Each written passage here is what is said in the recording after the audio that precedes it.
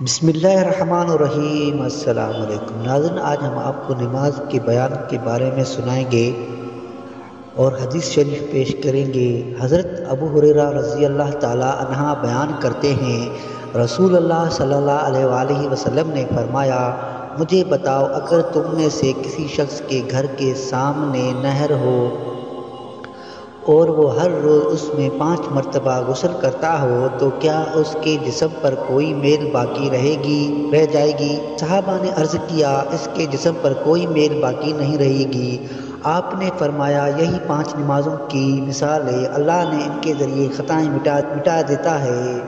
حضرت انس رضی اللہ تعالی عنہ بیان کرتے ہیں، ایک آدمی آیا، اس نے عرض کیا، اللہ کے رسول، میں موجب حد والا عمل کر بیٹھا ہوں، لہٰذا آپ مجھ پر حد قائم فرمائیے۔ راوی بیان کرتے ہیں، آپ صلی اللہ علیہ وآلہ وسلم نے اس شخص سے اس عمل کے متعلق کچھ دریافت نہ کیا، اتنے میں نماز کا وقت ہو گیا تو اس نے رسول اللہ صلی اللہ علیہ وآلہ وسلم کے ساتھ نماز پڑھی۔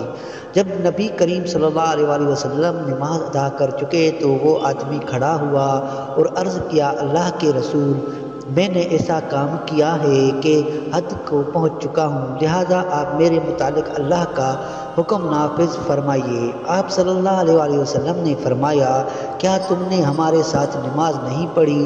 اس نے عرض کیا، جی ہاں۔ آپ صلی اللہ علیہ وسلم نے فرمایا، اللہ نے تمہارے گناہ یا تمہاری حد کو معاف فرما دیا۔ حضرت ابن مسعود رضی اللہ تعالی عنہ بیان کرتے ہیں، میں نے نبی صلی اللہ علیہ وآلہ وسلم سے دریافت کیا کہ اللہ کو کون سا عمل سب سے زیادہ محبوب ہے؟ آپ صلی اللہ علیہ وآلہ وسلم نے فرمایا، وقت پر نماز ادا کرنا۔ میں نے عرض کیا، پھر کون سا؟ آپ صلی اللہ علیہ وسلم نے فرمایا، والدین سے اچھا سلوک کرنا۔ میں نے عرض کیا، پھر کون سا؟ آپ صلی اللہ علیہ وسلم نے فرمایا، اللہ کی راہ میں جہاد کرنا۔ حضرت جابر رضی اللہ تعالی عنہ بیان کرتے ہیں، نبی کریم صلی اللہ علیہ وآلہ وسلم نے فرمایا، مومن بندے اور کفر کے درمیان فرق نماز کا ترک کرنا ہے۔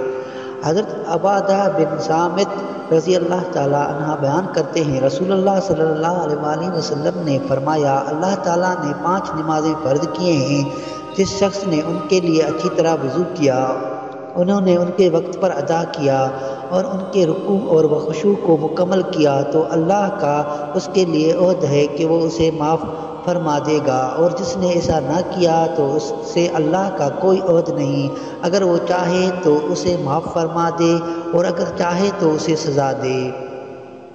حضرت ابو امامہ رضی اللہ تعالی عنہ بیان کرتے ہیں، رسول اللہ صلی اللہ علیہ وآلہ وسلم نے فرمایا، اپنے 5 فرض نمازیں پڑھو، اپنے ماہ رمضان کے روزے رکھو، اپنے اموال کی زکوٰۃ دو اور امیر کی اطاعت کرو، تو اس طرح تم اپنے رب کی جنت میں داخل ہو جاؤ گے۔ اللہ ہمیں 5 وقت نماز پڑھنے کی توفیق عطا فرمائے اور عمل کرنے کی توفیق عطا فرمائے۔ ہمیں دے اجازت، ملتے ہیں ایک اگلے اچھی ویڈیو پہ۔ اللہ حافظ۔